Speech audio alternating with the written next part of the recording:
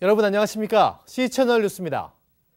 북한의 위협 수위가 높아지면서 한반도 긴장 국면이 심각한 양상으로 흐르고 있습니다. 한반도 긴장 해소를 위해 종교계 역할이 강조되고 있는 가운데 기독교계에서는 남북 합의서의 기본이 된 제2의 88 선언이 필요하다는 목소리가 높아지고 있습니다. 이인장 기자의 보도입니다. 지난 2월 한 토론회에서 통일부 장관을 지낸 성공의 이재정 신부는 한반도 갈등 국면을 풀어가기 위한 돌파구로 제2의 88 선언이 필요하다고 주장했습니다. 북한의 핵실험 강행과 이어진 국제사회의 강도 높은 대북 제재, 이에 따른 한반도 긴장 국면이 쉽게 해소되지 않고 있는 가운데 교회가 갈등 해결에 물꼬를 터야 한다는 사명감에서 이 신부는 88 선언을 재조명한 것입니다. 새로운 언어, 새로운 방법, 새로운 구상을 담고 있는, 그래서 이미 이루어놓은 남북관계 6.15 공동선언, 14 정상선언 이런 내용들을 기반으로 해서 교회가 좀 더 과감한 새로운 문서를 적어도 이제는 만들어낼 때가 되지 않았을까. 이 같은 88 선언이 필요하다는 요구는 예장 통합총회가 최근 시작한 민족의 치유와 화해, 평화 통일을 위한 3년 계획에서도 찾을 수 있습니다. 통합총회는 WCC 세계교회협의회의 주선으로 남북교회가 처음 만난 1984년 도잔소 회의와 함께 한국교회 88 선언의 역사적 의미를 되새기며 변화된 시대 상황을 반영해 제2의 88 선언을 만들겠다는 목표를 세우고 있습니다. 그 출발의 시점에 우리가 서서 새로운 차원의 그러나 유사한 메시지를 담아내는 제2의 88 선언의 천명이 필요하다라고 하는 생각을. 88 선언의 본래 명칭은 한반도 평화와 통일에 대한 한국 기독교 선언으로 1988년 교회협 37차 총회에서 발표됐습니다. 이는 1991년 남북 기본합의서의 기초를 세운 문서로 평가되고 있으며 기본합의서 정책의 80% 이상 반영된 것으로 분석되고 있습니다. 또 자주, 평화, 민족 대단결 원칙은 우리나라의 통일 정책에 크게 반영돼 왔습니다. 최근 들어 제2의 88 선언이 자주 언급되는 이유는 교회가 한반도 긴장 국면의 변화의 계기를 만들고 동북아 평화의 전환점을 제시해야 한다는 기대감 때문인 것으로 풀이됩니다. 제2의 88 선언의 구체적 내용에 대해서는 앞으로 공론화 과정이 필요해 보이지만 88 선언의 기본 정신이 구현된 가운데 제2의 선언문이 논의돼야 한다는 점에서는 교계 안의 인식을 같이 하고 있습니다. 교회협 김용주 총무도 88 선언의 기본 정신을 강조하며 한국교회가 정치적 관점에서의 상호주의 논리에 빠지지 말고 예수 그리스도의 가르침을 실천하는 것이 중요하다고 전했습니다. 또 남북관계 긴장을 푸는 데 적극 나서고 고통받는 북한 주민들을 위한 인도적 지원은 실천해야 한다고 강조했습니다. 우리가 해야 될 그리스도인의 사명을 감당해야 됩니다. 북한의 식량이 어렵다면 그들을 돕는 일부터 시작해야 되고, 남북의 긴장이 있다면 우리는 그 긴장을 풀기 위해서 십자가한. 한편 WCC 총회 한국준비위원회도 10월 WCC 부산 총회에 제안할 10가지 의제 중 제2의 88 선언 작성을 포함한다는 계획입니다. 또 교회협과 한국 YMCA, 한국 YWCA 등이 최근 구성한 가칭 한반도 평화를 위한 기독교 연대회의도 제2의 88 선언문을 논의 중입니다. 실질적으로 제2의 88 선언이 제정되기 위해서는 한국교회 내에서 의견이 모아져야 하고 이를 다시 북한 교회와 협의해야 하는 어려운 과정이 놓여 있습니다.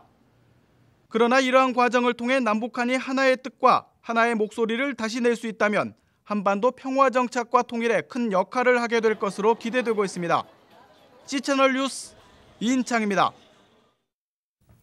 한편 북한은 한반도에 핵전쟁 상황이 조성됐다며 유엔 안전보장이사회에 통보한다고 밝혔습니다. 국제사회는 북한의 움직임에 깊은 우려를 나타냈습니다. 북한은 외무성 성명에서 미국과 남한의 도발로 한반도에 일촉즉발의 상황이 조성됐다는 것을 유엔 안보리에 공개 통보한다고 밝혔습니다.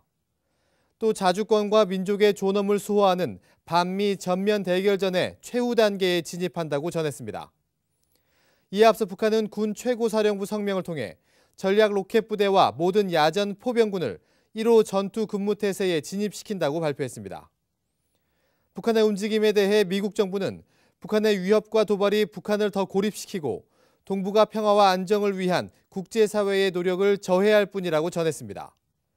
중국 외교부 대변인은 한반도 정세가 민감하다며 북한의 자제를 촉구했습니다. 한편 박근혜 대통령은 북한이 핵실험이라는 잘못된 선택을 할 경우 얻을 것이 없다는 인식을 해야 한다며 잘못된 행동에 책임을 져야 한다는 입장을 밝힌 바 있습니다. 일본이 독도 영유권 주장을 한층 강화한 고등학교 교과서 검정 결과를 발표했습니다. 우리 정부는 강력 항의하며 시정을 촉구했습니다. 일본 문부과학성의 검정을 통과한 교과서는 모두 21종으로 이 가운데 15종이 독도는 일본 땅이라며 영유권을 주장하고 있는 것으로 알려졌습니다.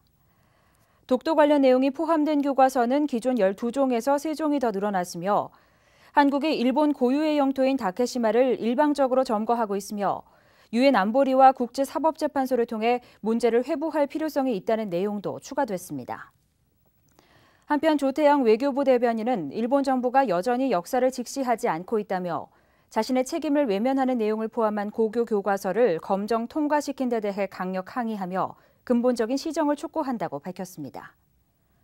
아울러 박준용 외교부 동북아국장은 주한 일본 대사관 총괄공사를 외교부 청사로 불러 강력 항의하고 일본 측에 우리 정부의 입장을 담은 외교 서한을 전달했습니다. 한미 FTA 등 농업시장 개방으로 농가의 직접적인 피해가 우려되고 있는 가운데 새 정부가 창조 경제적 농업 정책을 제안했습니다. 첨단 기술을 이용해 농업을 선진화하겠다는 계획인데 얼마나 실효가 있을지 주목됩니다. 제가 직접 취재했습니다. 정부가 밝힌 농업 개발 지표에 따르면 지난 2007년부터 2011년까지 농가의 소득은 줄어들었으며 도농 간의 빈부격차는 더 크게 벌어진 것으로 나타났습니다. 특히 한미 FTA 등 시장 개방의 영향으로 곡물 수입이 늘어 자급률이 크게 떨어진 것으로 드러났습니다. 또 선진국에 비해 농업 기술 수준도 매우 낮은 편인 것으로 조사됐습니다.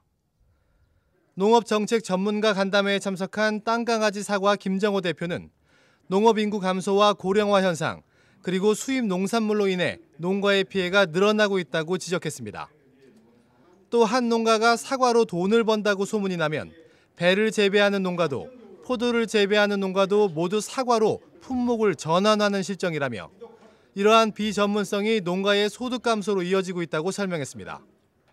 홍길동이가 사과 재배를 해서 돈을 번다 그러면은 배를 재배하고 있는 김정호도 배 비워내고 사과 심고 또 포도 재배하고 있는 갑돌이도 포도 비워내고 사과를 심습니다. 이게 바로 우리 농촌의 살아가는 반복된 생활상입니다.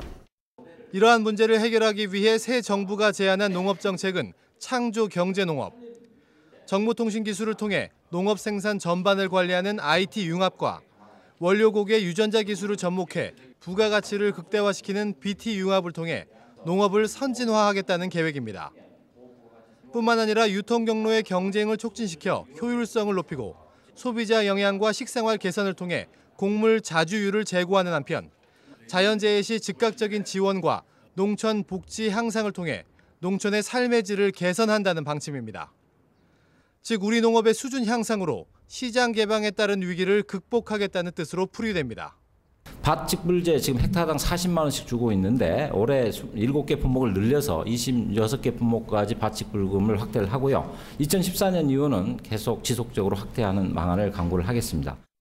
이러한 정부 계획에 대해 국립한국농수산대학 남양호 총장은 과거의 모든 정권이 여러 가지 정책을 내놓았지만 결국 국제시장 변화에 우리가 어떻게 대응하느냐로 요약된다며 농업업종 간 복합, 기술과 농업의 복합, 농업정책 간의 복합을 통해 실질적이고 창조적인 방법을 찾아야 한다고 강조했습니다. 박근혜 대통령께서는 창조경영이라는 얘기를 했습니다. 그래서 창조경영과 농업을 과연 어떻게 접목하는 것이 맞느냐 하는 그런 측면에서 살펴보는 것이 좋을 것 같습니다. 우리 농가의 경우 기술력에서는 미국 등 선진국에 미치지 못하고 가격에서는 중국 등 주변국에 밀리는 이중고에 놓여 있습니다. 이러한 상황에서 무리하게 추진된 한미 FTA와 한중 FTA 등 농업시장 개방 정책으로 농가의 붕괴가 우려되고 있는 것이 현실입니다. 새 정부가 추진하고 있는 창조 경제적 농업 정책이 위기 상황에 놓여 있는 우리 농업을 지켜낼 수 있을지 귀추가 주목되고 있습니다. C채널 뉴스 양화수입니다. 오는 31일 부활주일에는 주변의 어려운 이웃을 도우며 부활의 기쁨을 나누는 행사들이 풍성할 것 같습니다.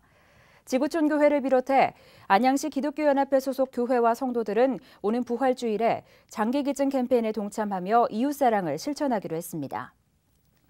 한국교회 희망봉사단은 쪽방촌과 다문화 가정 6천 가구에 달걀과 선물을 전달할 예정입니다. 한교봉은 전국 주요 도시 회원교회들과 함께 서울, 부산, 대전 등의 쪽방촌과 다문화 가정을 방문해 함께 기도하기로 했습니다. 여의도 순복음교회 전 교인은 고난주간 한 끼 금식운동에 동참하고 있으며 이렇게 모은 헌금 전액으로 식료품 상자를 만들어 주변의 소외 이웃 3,500가정에 전달할 예정입니다. 이 밖에도 쌍용자동차 사태 희생자 분향소가 차려져 있는 대한문 앞에서는 고난받는 이들과 함께하는 부활절 연합예배가 드려집니다. 준비위원회 측은 쌍용자동차, 재능교육 사태 등으로 우리 사회에서 고난받고 있는 이들과 예수 부활의 기쁨, 희망을 나누겠다고 전했습니다. 유신 독재에 항거하다 의문의 사고로 사망한 고 장준하 선생의 장례 예배가 시청 앞 광장에서 드려질 예정입니다. 교회 옆 정의평화위원회는 유신 쿠데타에 목숨을 걸고 맞서 싸운 장준하 선생의 뜻을 기리기 위해 장례 예배를 준비했다며 이 땅의 진정한 평화와 민주주의를 염원하는 마음으로 함께해달라고 요청했습니다. 장준하 선생 암살 의혹 규명 국민대책위원회는 장준하 선생의 장례를 결례장으로 치르기로 하고 28일 정오부터 30일 오전 9시까지 시청 앞 광장에서 분향소를 운영합니다. 본 장례식은 30일 치러지며 유골은 파주시 장준하 공원에 안장됩니다. 한편 장준하 선생은 1975년 8월 경기도 포천시 약사봉에서 숨진 채 발견됐으며 당시 수사기관은 실족사했다고 발표했습니다. 하지만 장준하 선생 사인진상 조사공동위원회는 지난 25일 장 선생의 사인이 외부 가격으로 머리뼈가 함몰돼 즉사한 것으로 추정된다는 유골 정밀 감식 결과를 발표했습니다. 4대강 사업으로 3개의 보가 설치된 남한강의 생태계 파괴가 심각하다고 합니다. 어패류의 대량 폐사를 확인할 수 있는 영상도 공개됐습니다. 4대강 조사위원회와 4대강 보건 범국민대책위원회는 지난 26일 남한강 강바닥에 대해 수중 촬영을 실시한 결과 제첩의 떼죽음 현상을 발견할 수 있었다고 밝혔습니다. 4대강 사업으로 강물의 흐름이 정체돼 뻘층이 형성되면서 제첩의 호흡 활동이 어렵게 된 것으로 보인다고 설명했습니다. 환경단체들은 시료로 채취한 하상 퇴적물에서 분뇨 냄새와 같은 악취가 나고 어류 또한 찾아보기 어려웠다며 남한강 어민들은 4대강 사업 이전에 비해 어류 개체수가 3분의 1로 줄었다고 증언한다고 전했습니다. 단체들은 제첩의 폐사는 4대강 사업이 하천 환경에 미치는 악영향을 여실히 보여주는 것이라며 4대강 사업 전반에 대한 민관 합동 검증이 이루어져야 한다고 주장했습니다. 이 밖의 뉴스와 날씨를 전해드립니다. 일본 교토부 의회가 일본군 위안부 피해 여성에 대한 사죄, 보상과 진상규명 등을 요구하는 의견서를 가결한 것으로 알려졌습니다. 풀러 신학대학원 제5대 신임 총장의 마크 레버턴 박사가 선출됐습니다. 미래목회 포럼이 오는 28일과 다음 달 4일 전국교회와 함께하는 지역사회 변화 전략 컨퍼런스를 개최합니다. 좋은 교사 운동이 다음 달 30일까지 가정방문 운동을 시작합니다. 날씨입니다. 서해상에 위치한 고기압의 영향으로 전국이 대체로 맑겠습니다. 영남지방과 제주도 산간지방에서 건조특보가 이어지고 있는데요. 그 밖의 지역에서도 대기가 점차 건조해지겠습니다. 또 오후부터는 전국 대부분 지역에 바람도 불겠으니 화재 예방에 유의하시기 바랍니다. 아침 기온은 서울 4도, 대전 2도, 부산 9도를 기록하겠습니다. 낮 최고 기온은 서울 13도, 대구 21도까지 오르겠습니다. 바다의 물결은 남해와 동해상에서 0.5에서 1m, 서해상에서는 최고 2m까지 일겠습니다. 주간 날씨입니다. 당분간 맑고 포근한 봄 날씨가 이어지겠습니다. 하지만 낮 기온이 상승하면서 밤과 낮의 기온차가 큰데요. 건강관리에 유의하시기 바랍니다. 다음 주 월요일에는 중부와 전북 지방에 비 소식이 있습니다. 뉴스를 마칩니다. 시청해주신 여러분 고맙습니다.